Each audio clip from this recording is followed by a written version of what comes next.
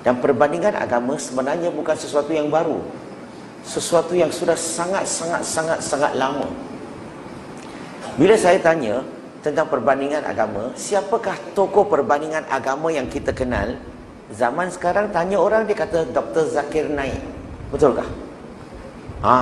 Dr. Zakir Naik memang sangat hebat dalam bidang perbandingan agama. Tetapi yang lebih hebat daripada Dr. Zakir Naik adalah guru Dr. Zakir Naik. Siapa kenal? Tak biasa. Sebenarnya kenal. Sheikh Ahmad Deedat.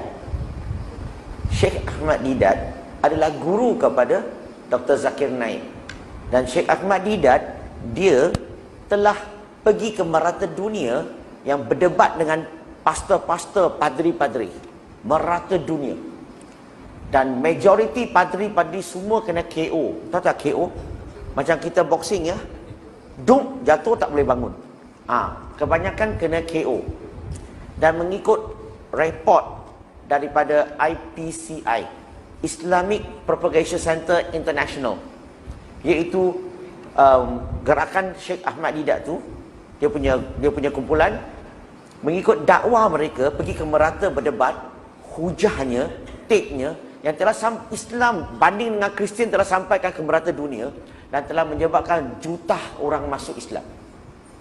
Sheikh Ahmad Deedat berdebat, daripada berdebatnya telah membantu juta orang jumpa kebenaran dalam agama Islam. Salah satunya orang duduk di depan sini. Juta orang masuk Islam. Hebat tak Sheikh Ahmad Deedat? Sangat hebat. Dia dan kumpulannya dapat bawa juta orang masuk Islam. Tapi Sheikh Ahmad Deedat, dia hanya hebat zaman elektronik, zaman yang ada rakaman. Tapi yang lebih hebat daripada Deedat adalah gurunya. Siapa kenal guru Sheikh Ahmad Deedat? Di Malaysia jarang-jarang orang kenal gurunya. Bukan saja di Malaysia, di merata dunia tak ramai orang tahu. Sheikh Ahmad Deedat asalnya orang India. Negara India. Pada usia dia kecil, bapa dia telah berhijrah ke South Africa. Bapa dia seorang saja berhijrah ke South Africa berniaga. Berurus niaga di South Africa. Pada usia 9 tahun, pada usia dia 9 tahun, bapa beli satu air ticket. Masih ingat lagi tak sebuah lagu dulu-dulu? Namanya dipanggil One Way Ticket. Wah, ini semua orang Kelantan tak dengar lagu punya. Aku sangat sama. Tak apa. Tak biasa dengar, tak apa. Bapa dia beli satu tiket sebab dia daripada India pergi ke South Africa, Durban. Satu tiket dia, tak ada pergi balik tau. Dia beli one way tiket dia. So dia pun berhijrah ke South Africa duduk dengan bapaknya. Dan dia hanya pergi sekolah, belajar sampai darjah 5 je.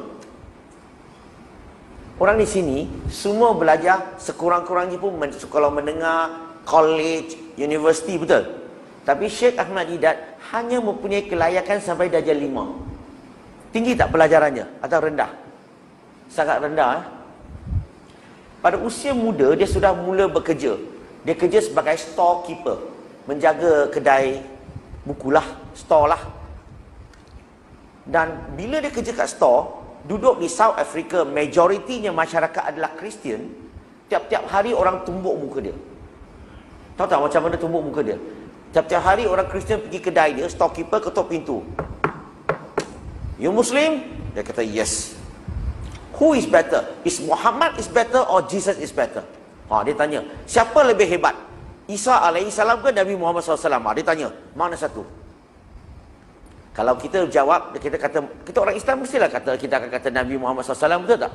Sebab kita umat Nabi Muhammad SAW. So dia akan bagi contoh. Dia akan bagi contoh. As a Muslim, do you believe Jesus is still alive? Sebagai seorang Islam, kamu percaya tak Nabi Isa AS masih hidup lagi? Dia belum wafat. Betul tak? Allah telah angkat dia kan? Dan dia akan kembali, betul tak? So dia masih hidup. As a Muslim, do you believe that the Prophet Muhammad is dead and buried? Sudah mati dan telah ditanam.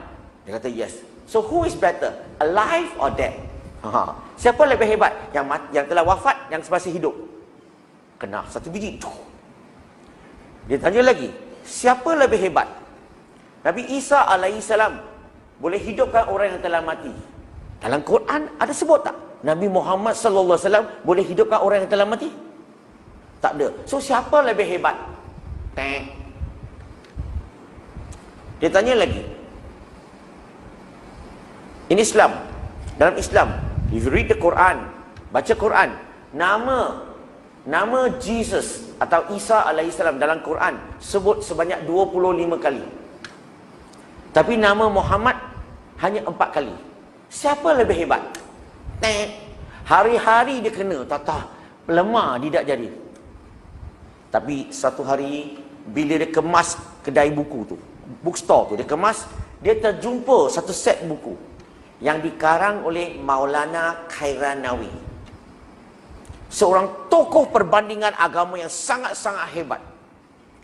Di buku itulah, bila Ahmad Didat baca buku itu, wah, dia belajar teknik-teknik berhujah, teknik-teknik berdialog. Wah, lepas ini bila Christian missionary datang, satu persatu dia tumbuk satu persatu. Tuk, kena. Disitulah Ahmad Didat belajar daripada tulisan gurunya yang Maulana Khairanawi. Tajuk bukunya dipanggil Izharul Haq, The True Prevail. Buku itu kita boleh download melalui internet ya. E-books free. Tekan Maulana Khairanawi.